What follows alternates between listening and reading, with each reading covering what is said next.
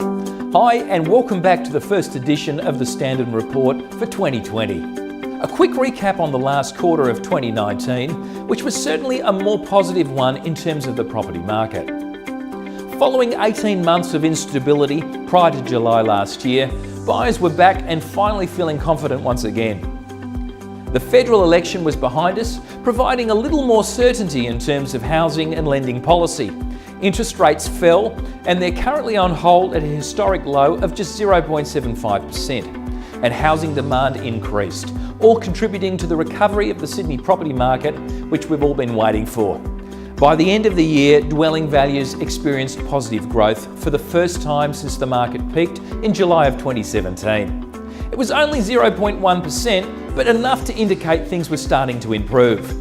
Prices gently nudged upwards, while auction clearance rates surged, largely as a result of the increase in buyer competing for the reduced housing stock.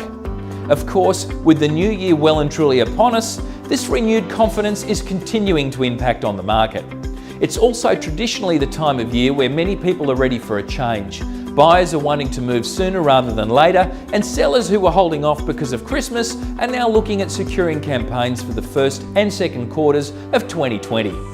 If you are considering listing your property for sale but remain unsure about what prices are going to do, the general consensus is that the market won't fall below current values this year, and we may actually see values continue to rise slightly over the next few months as more stock becomes available. Market analysts are predicting modest growth, with perhaps a 3 to 5% increase in value for houses and a 2 to 4% increase for apartments. This is compared to 2% growth for both houses and apartments in 2019. These figures should be enough to further boost confidence in the market.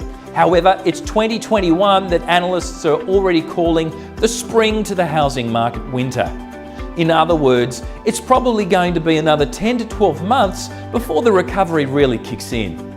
While there are auctions underway each weekend, results are not collected until the first weekend of February.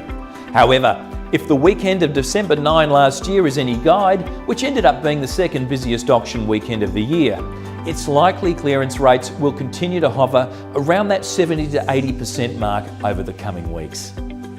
Despite fewer new properties coming on the market last year, the total numbers of listings were still higher than the previous year, which meant buyers had a greater choice.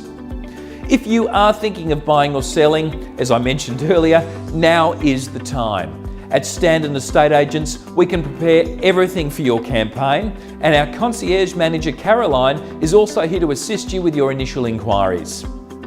I'm Tavis Standen, and on behalf of the team here at Standen, I'd like to say how much we valued your support and business in 2019, and we really look forward to working with you on your property journey this year.